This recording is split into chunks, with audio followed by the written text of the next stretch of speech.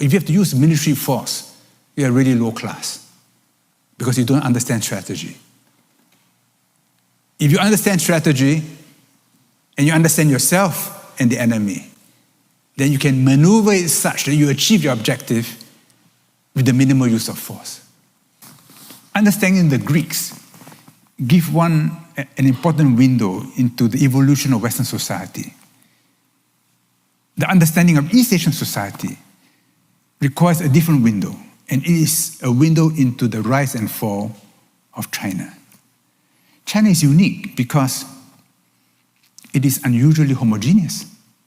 For a population of 1.4 billion, it is 93% Han. For a population over twice that of Europe, the Chinese have one literature, one written language, one set of heroes. Here in Europe, every few hundred kilometers, a different history, a different terroir, different heroes, a different sense of itself. Thanks so much for your time today, Mr. Yeo.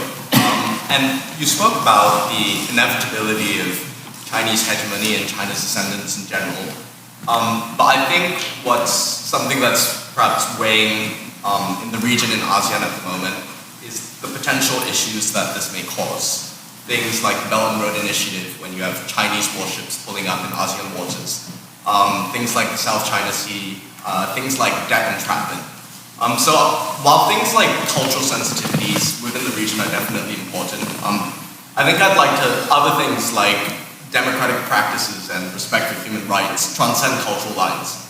So I think my questions are, what do you think are areas that ASEAN should be wary of within this new geopolitical reality?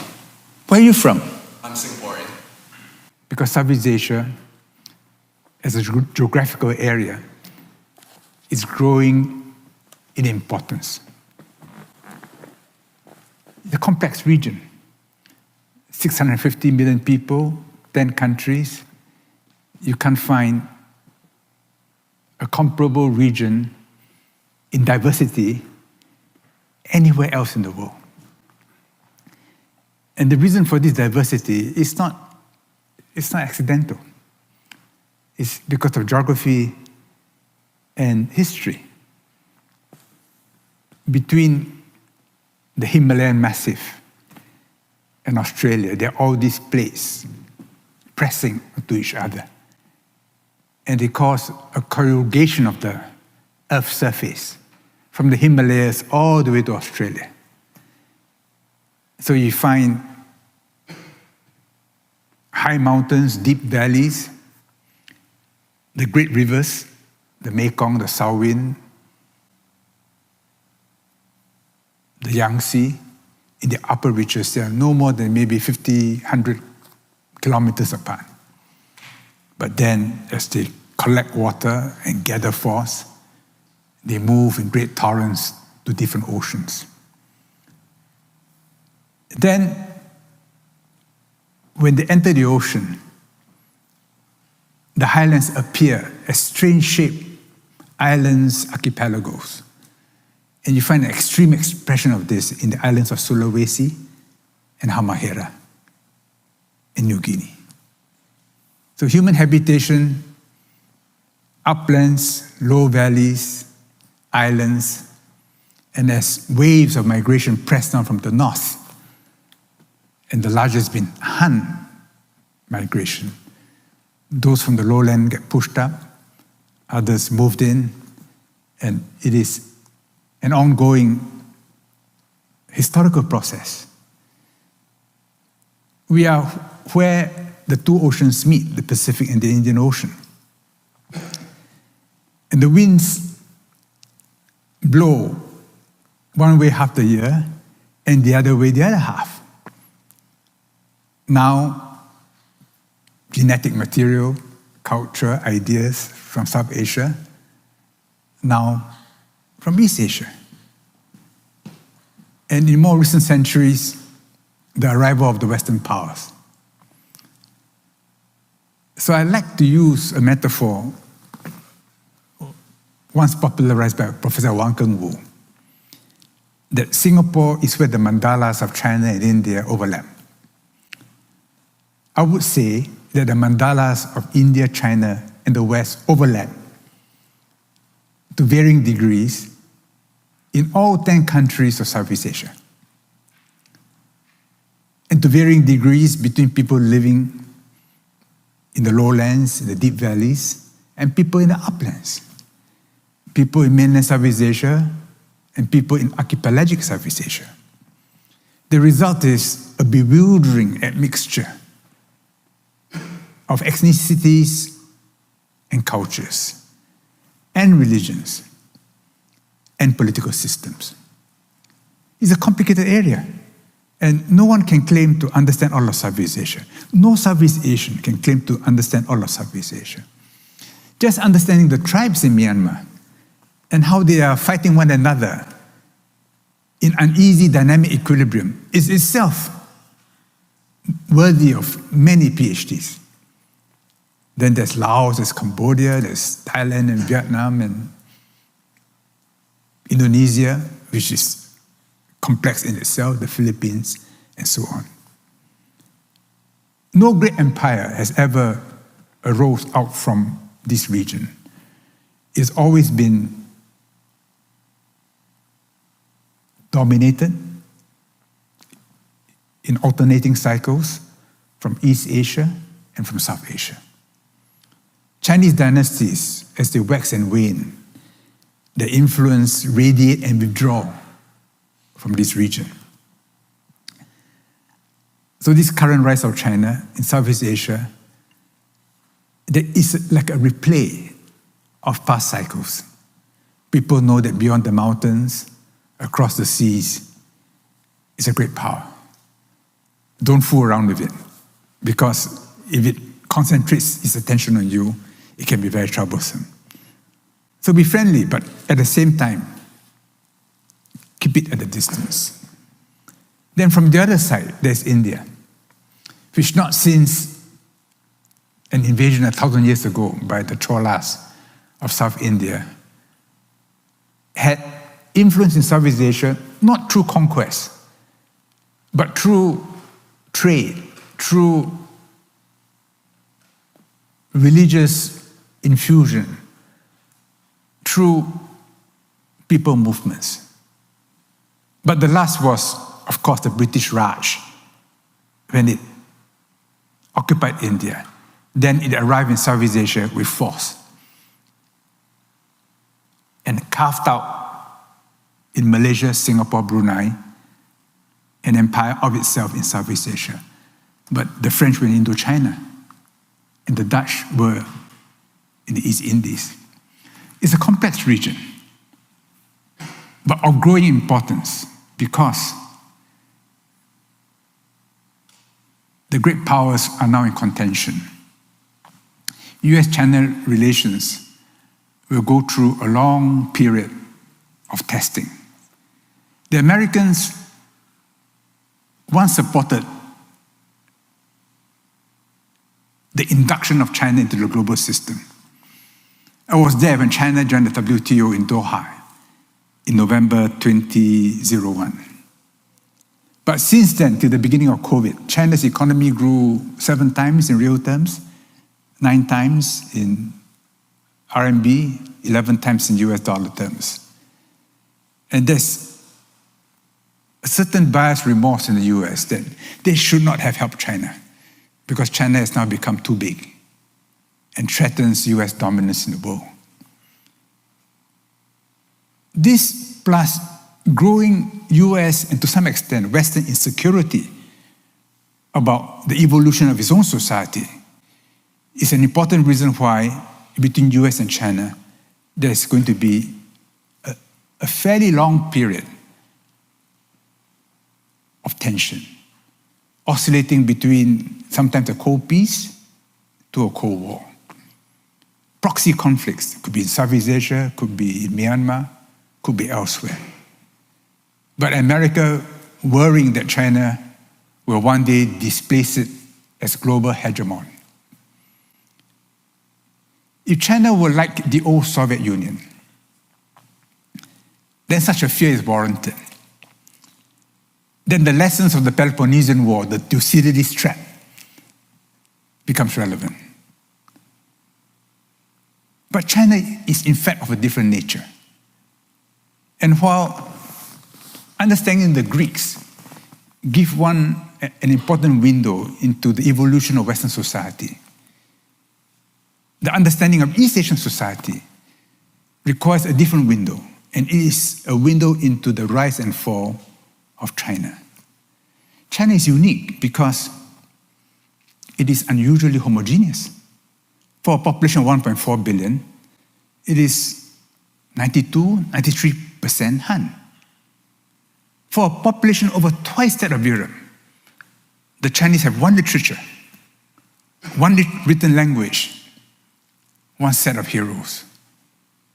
Here in Europe, every few hundred kilometers, a different history, a different terroir, different heroes, a different sense of itself. In China, yes, there are regional differences. Yes, the spoken language is often not mutually intelligible, but the high language, which is written, and the histories, which are well written, the heroes are all common. So it's an unusually homogeneous society. And this homogeneity is not happenstance. It's not the result of the whim of a leader or a set of policies. It's in the DNA of the culture and civilization. In reality, the Chinese prefer living in a society which is mostly Chinese. And every time there's a crisis, they will impose controls, like during COVID. The Chinese may complain, but they will comply. But the non-Chinese will not be able to take it, and they leave. And to some extent, China welcomes them leaving. Then it can batten the hatches, pull up the drawbridges, shut the gates, and preserve itself. You know, dynasty after dynasty rebuilt the Great Wall. The Great Wall that we see, which is on Instagram, that's only a fossil. Because that Great Wall was always a living system. Not just bricks, but a whole system of control, which went beyond the Great Wall, outside and inside. If you are in a watchtower and you are asleep and did not warn people further down the wall or inside the wall, you'll be executed. Because it was something life and death. When times are calm, when there's no threat, then the gates are flung open and people move in and out freely. But if there's danger, then the controls are put in place. The surveillance network is activated far beyond and deep within, including the deployment of reserve forces. We saw this during COVID. They locked up the population in compartments, into cells, and then, one by one, resolve the problem within. The Western media would have us believe that China did badly during COVID. China, in fact, did extremely well during COVID. As any epidemiologist knows, in an epidemic, be the last to open up. Don't be the first. So China had the fewest deaths, 1 million. And because within the country they had closed-loop production, while the rest of us were at home, avoiding one another, working or pretending to work on our terminals, still collecting our salaries, and every day waiting for the delivery man to bring in parcels. And sometimes wondering who ordered what within the family. Who made the stuff inside the parcels? They all came from China. All the ships went to China. to collect manufacturers. They left full, they returned empty. Now, I was in logistics for a number of years. Freight rate across the Pacific is usually between $1,000 to $2,000. It kept on going up. When it reached 5,000, the instruction to the ships was, don't wait for the containers to be unloaded. Leave the containers there. Ship comes back. Because each container costs only about $2,000. And that cost was then described as a supply chain crisis. During those few years, China's merchandise trade surplus broke all records. In 2020, China's merchandise trade surplus was $530 billion. In 2021, it reached $670 billion. In 2022, when all we read about was the pain felt by Shanghainese as a result of the sudden lockdown, the trade surplus went up to $850 billion. And last year it was about the same. When they finally opened up, and they had a car show in Shanghai, Western and Japanese car manufacturers were shocked. Because while they were marking time at home, China pressed on. And today, the EVs dominate the world market. They are by far the biggest maker of cars in the world, and I think has become the biggest exporter of cars in the world, certainly of electric vehicles. My point is, Chinese homogeneity in certain situations is a great strength. But when that highly centralized, internally synchronized system breaks down, when that huge machine gets stuck,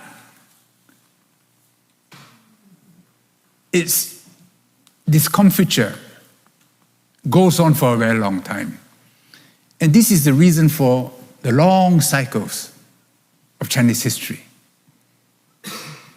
A key reason for this, in my view, which I talk about in my book, is paper.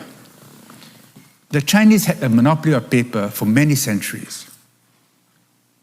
Paper allows more data storage and allows more data processing than parchment or papyrus or palm fronds or whatever. The Chinese had paper in vast amounts for centuries, kept it a secret. When you can capture and process so much data, you can organize more human beings. The more processing capability in data, the more human beings you can organize. And because of this technology and monopoly, Chinese society created a centralized system which no other ethnic group in the world was able to. And that gives China its particular character. When the Chinese say, we have no imperial desires because this is not in our nature, it is true. Because if you conquer, say like the British did India or other parts of the world, you now have to organize people not like yourself, and whose cultures you're not always able to digest. But in the case of the Chinese, if they stick among Chinese people, it's much easier. Which is why the Americans are mistaken if they think that when the Chinese economy grows, that its behavior will be like that of a Western imperial power or like itself. This cannot be established mathematically, so it has to be established by practice. It may take some time, maybe 20, 30 years, before the Americans are finally convinced that this is the nature of China. This is not Russia. This is not Britain. This is not France. This is not Germany. during this period of tension, as moves are made against one another, business people feel very uncomfortable because they're subject to tariffs, surveillance, all kinds of controls. So many are moving to Southeast Asia. European companies, American companies, Japanese companies, and Chinese companies. And often they indigenize themselves. They become Singaporean or Malaysian or Indonesian by changing their passports. And even in Italy, outside Florence, in Pardo, Wento people, they become Italian. Many are Catholics. And when we buy the necktie or the handbag, it says made in Italy, but it's actually made by Wento people in Italy. It's a different pattern. In Africa, there's intermarriage going on. And the Chinese are not like the old colonial powers, living on high hills and being served by retinues of servants. They are there riding bicycles, setting up small shops, peddling their wares. Of course, they're also the big businessmen. So this rise of China is a new phenomenon. I sometimes describe it as another sun entering the solar system, causing the gravitational field in which all of us find our orbit being distorted. And this new sun will be bigger than the existing sun. I mean, think about it. China has 4 times the population of the US. As Elon Musk said, it's arithmetic. By the time China's per capita GDP reaches half that of the US, its economy will be twice that of the US. And the average Chinese is not half as productive as the average American. They're pretty hardworking. And if they achieve a per capita GDP more than half, then China's economy may well be the size of the US, EU, and Japan combined. So this is a huge phenomenon. Every heavenly body's orbit will be affected. Make a mistake, you may crash into something bigger. Understanding the forces, you will achieve new orbital freedom, which you could never have dreamt of before. Therefore, understanding the phenomenon of China, and it's a huge phenomenon, and it's a complex phenomenon, is extremely important. And in Southeast Asia, because we have seen China in its previous incarnations, there is almost an instinct as to how to deal with that China. And if we in ASEAN, which is the association of the 10 countries of Southeast Asia, if we play our cards right, we will play the role of a stabilizing force between the US and China, China and India, where everybody feels comfortable. And we ourselves benefiting from both the cooperation and the contention. All the countries except Myanmar are growing. I was just in Laos 2 weeks ago, and I took the train from Vientiane to Luang Prabang, from Luang Prabang to Yunnan to Kunming. A fast train. Well, slow by Chinese standards. It's only 160 kilometers an hour, but I think quite fast by British standards. It's changing history. I was with my younger son in Luang Prabang. I booked a boutique hotel by the Mekong River, just to feel its flow. And the hotel provided a boat for us to see the sunset. It was romantic. Then the serenity was suddenly broken by the sound of karaoke. Because Chinese tour groups, as they come down the river or go up the river, they belt out with complete disregard for the tranquility of the environment. I told my son, it'll be a noisy river in the coming years, because with the train will come many more tourists, and many will want to be in Luang Prabang, many will be taking the boat, and there'll be a certain cultural clash. But we have to live with this. Every time you have an emergent power, you have and economic transformation, there are things that we could get used to. Time will heal. But the important thing is peace.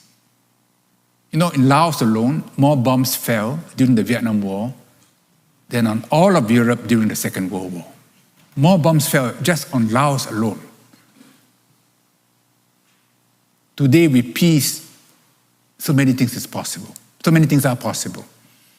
And in Southeast Asia, if we can continue this peace, if we can help maintain this peace, in another generation, the transformation will be dramatic. I tell my American friends, my European friends, come to Southeast Asia. You'll always be welcome in Southeast Asia.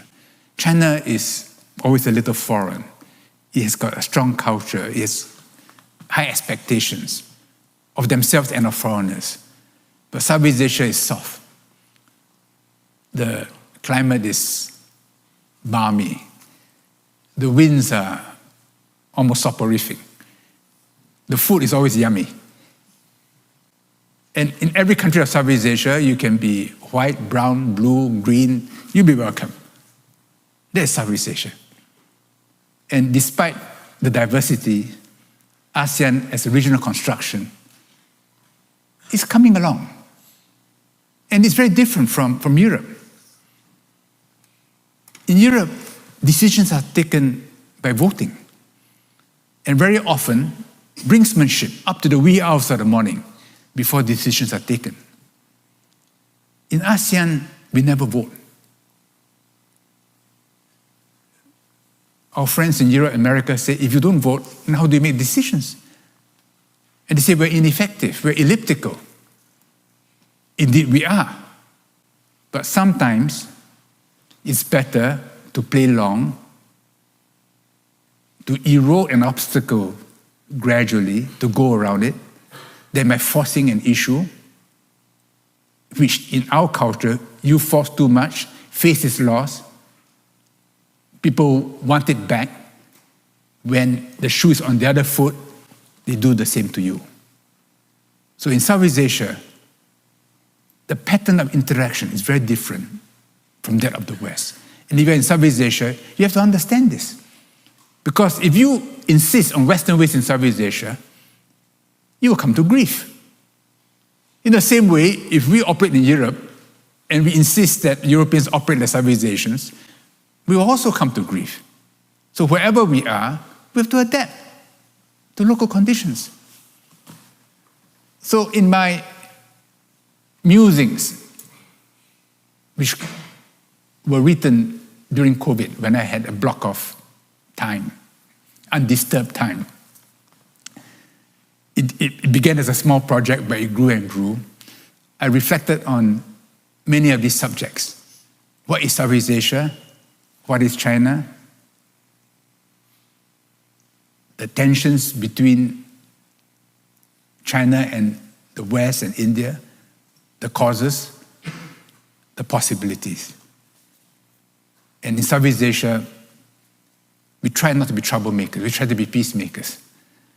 We try, when there's a conflict, to mediate, to compromise, rather than to seek a decisive outcome. Because no decisive outcome is final. No one has the last move. You look at the Middle East, the hatred. The Israelis think that force can resolve problems finally. Force cannot. It only poisons the soil. Between Ukraine and Russia, it's become a proxy contest between big powers. People die, but not only that, the possibilities for the future are blighted by this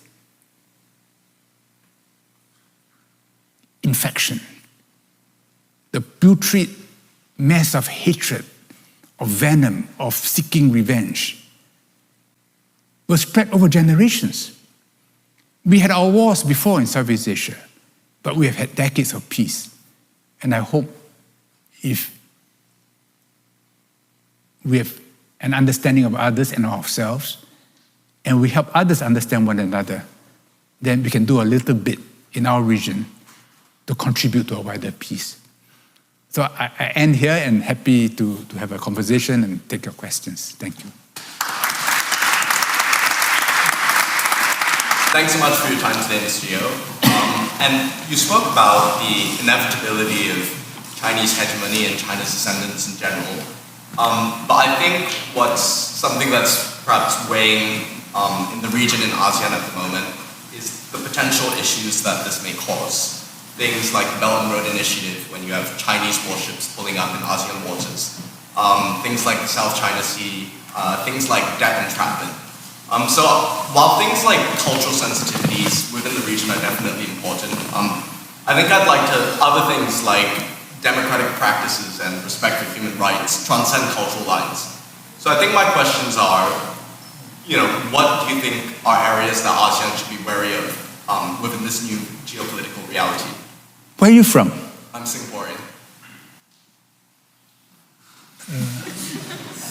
I did not use the word Chinese hegemony. I would use that word for the old Great Britain. I would use the word for the US today, but I would not use the word for China.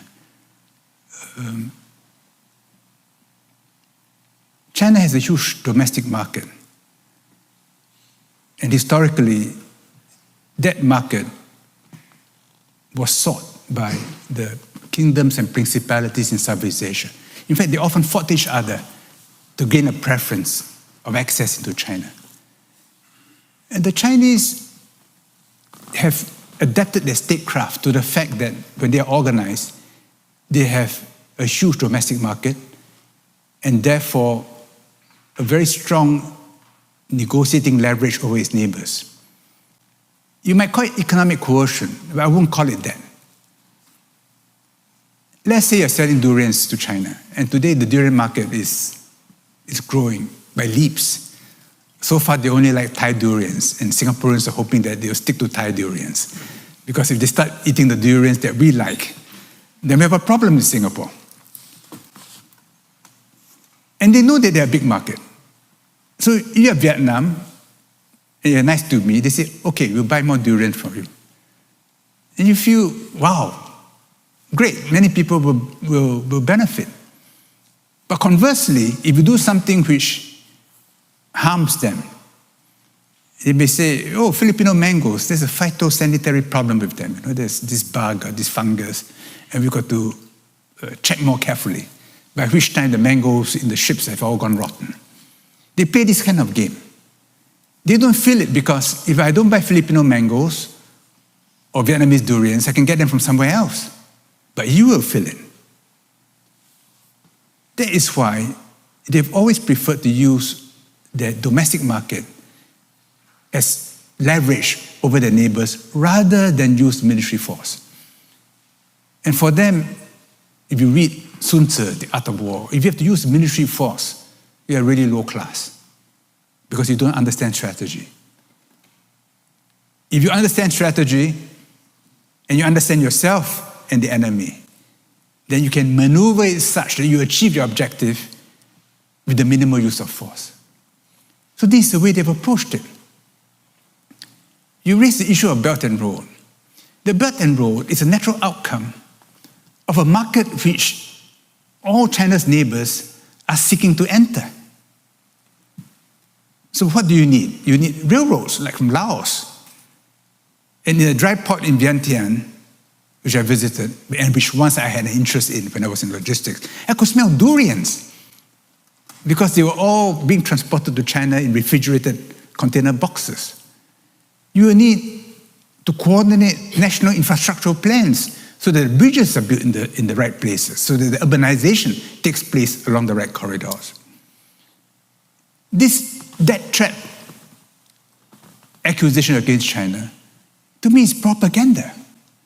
No Chinese company wants to lose money. They all want to make money. No company is going to give you a project, cause it to go bankrupt, take it over, and lose money. In any case, you cannot cut away a port or a power station. And they're more careful now. They were a little too quick to land and to have these new projects in the past, but they're more careful now. The classic case was, of course, of Hambantota in Sri Lanka.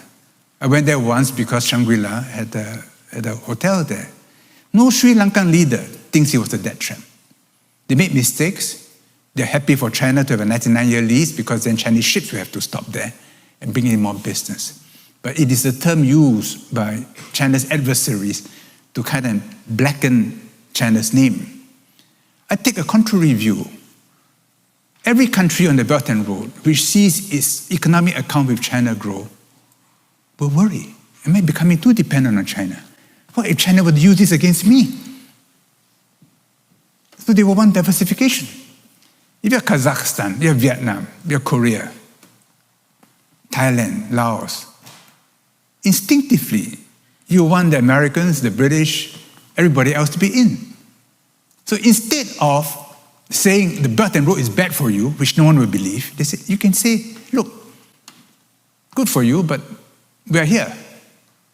And they'll be welcome. Without having to put in a cent. The Americans, the Europeans, the Japanese can all be free riders on the Belt and Road. And in a small way, Singapore has understood this and played that game. Because we find that in many countries, we are welcome because we bring in foreign investments. And countries like Kazakhstan, like Vietnam, like Cambodia, they all want diversification. Yeah. Right. Next question. Perhaps we'll have the one over there. Afternoon, Mr. Yeo. Hi. Thank you very much for coming here to speak to us today. So, I have a few questions for you. In 1995, you said that censorship can no longer be 100% effective, but even if it is only 20% effective, we should not stop censoring. Given the changes in the internet over the years and the many purposes that it serves today, to what extent would you think this is still true? How can such an approach avoid conflicts with the productive political and social discussion necessary to our development as a society? And given that you acknowledge that censorship is easy to overcome then, and is doubtlessly much easier to overcome now, where does the value remain in pursuing it as a goal? Thank you very much once again for speaking to us. I don't think censorship can ever be effective in a hermetic sense, that you can prevent all information from flowing. But censorship can affect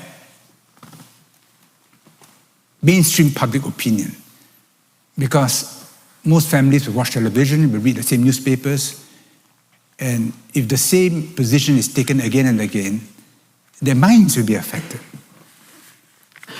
And today, all media outlets distort the information transmission. Every prism, every lens concentrate certain views and attenuate other views. I'm a regular reader of RT, Russian Today. I find it offers an alternative point of view. It used to be on Singapore cable television, then it was removed. There used to be an app available. It's no longer available. So I got to go to the website and put it on my homepage. I've been trying to access it in England. It's very difficult. There's much more friction on RT in the UK than in Singapore. When I go to Saudi Arabia, I can't get Al Jazeera. They blocked Al Jazeera, preferring Al Arabiya, which is a UAE. I'm not sure, it's either UAE or Saudi Arabia outfit. Every outlet distorts.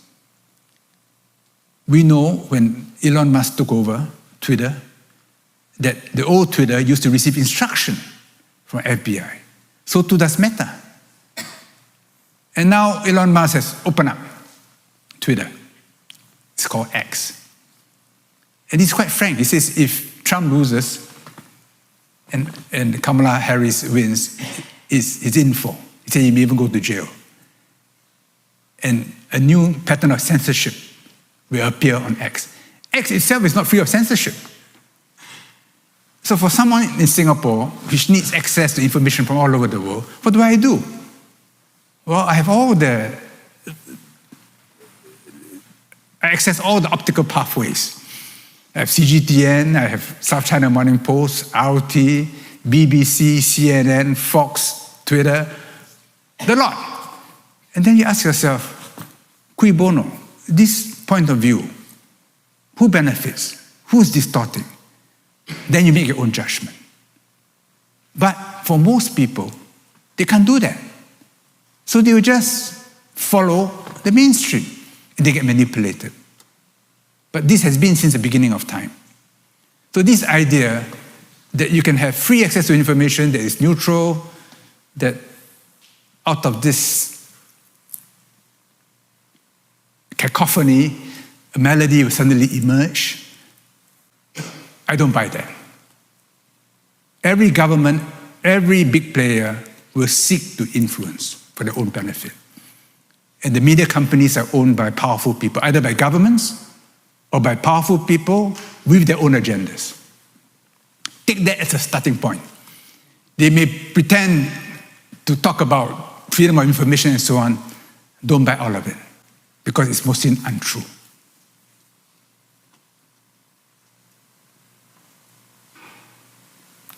Right, can we have the gentleman there in the second row?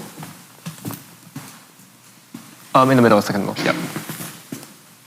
Thank you very much again for sharing your thoughts with us, Mr. Yeo. So my question is, now given how Southeast Asian countries have had such different responses to regional issues like the war in Myanmar and the rise of China in a growing multipolar world, what do you think the role of ASEAN is nowadays? Is it the final guardrail to ensure that there is some kind of lowest common denominator diplomacy still going on in the region? Or does it even still have the tiny chance of being a launchpad for greater regional integration? And following on from that, what ways might you see Southeast Asians showing solidarity and communicating with each other diplomatically beyond ASEAN, if at all? Thank you very much. ASEAN has the strength of its weakness. What appears as a weakness, which is its inability to assert an independent position, is in fact a strength. It's in between other pieces which are shifting their positions dynamically. If ASEAN's position were rigid, it will come under impossible pressures. But ASEAN is flexible. It's got variable geometry. I describe it as glutinous rice cake. You know this glutinous cake that you get in Southeast Asia? You can never get it off your finger, but it squishes to whatever shape that you put it. ASEAN should be like that. And in so doing, it buffers the hard edges of superpower contention, and it attracts everybody to say, look, you play that role, and we benefit from it.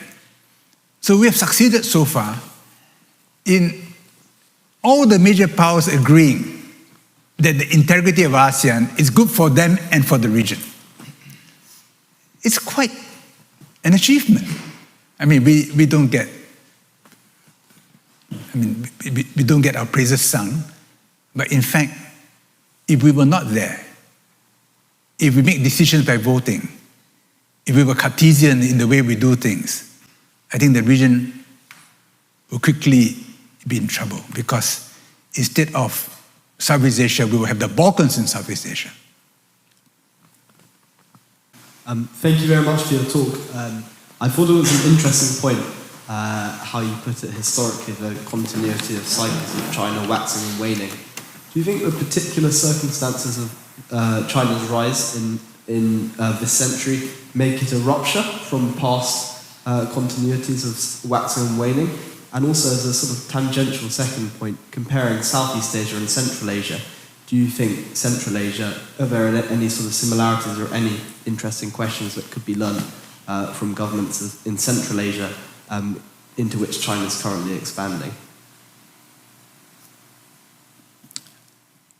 My sense is China is the most conservative major power on earth, and they can't do anything without reference to their own past. In any conversation with Chinese people about anything, invariably they go back to what was done in this dynasty and that dynasty. Mao Zedong, towards the end of his life, said, apart from changing a few things in my neighborhood, I've achieved very little. Well, this was at a time when, as a romantic, he was disappointed by what he was unable to achieve. So I don't think China can escape its own past. And in this regard, more than any other country, it cannot escape its own past. So when people say that China is unpredictable, I say, far from it. I say China's reactions are completely predictable if you know its history. Central Asia is interesting because Central Asia was always where the mortal threats came from. So in every dynasty, in every period, the sharper strategic thinkers, their minds turned to inner Asia, either North or Central Asia, because from there the threats came. When the Soviet Union collapsed, there was every possibility that all of inner Asia would go through a prolonged period of strife, of revolt, of revolution, of civil war. Luckily, in Kazakhstan, you had Nazarbayev, who knew how to keep both Russia and China in close embrace.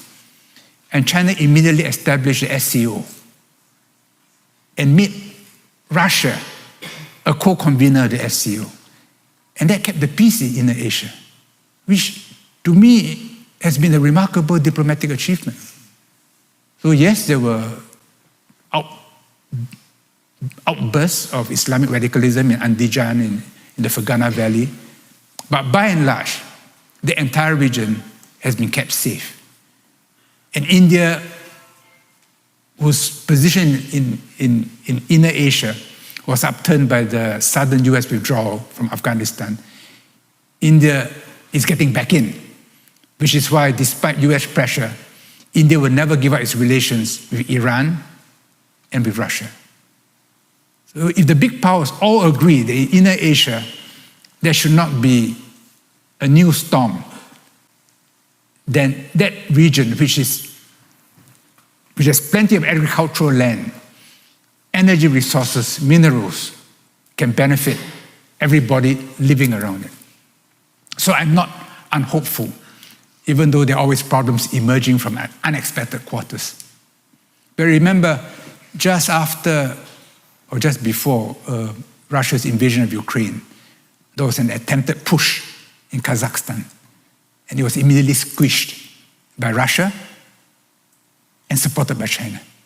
This dialogue event held at the University of Cambridge, centered on Giorgio's new book Sharing, offers a key perspective for understanding Southeast Asia's geopolitical pattern, the logic of China's rise, and great power relations. Starting with the geographical and historical diversity of Southeast Asia, Giorgio points out that this region is an overlapping zone of the cultural mandalas of China, India, and the West. Its complex ethnic, religious, and political ecology stems from unique geographical folds and migration history. Regarding China's rise, he breaks the inherent perception of the Thucydides trap, emphasizing that due to the 92% to 93% Han homogeneity and the Great Wall-style governance logic, contracting in crises and opening up in peacetime, China is not a traditional Western hegemon. And its influence is more exerted through economic leverage rather than military force. The value of Southeast Asia, especially ASEAN, lies in buffering great power tensions with glutinous rice cake-like flexibility and acting as a stabilizer between China-US and China-India.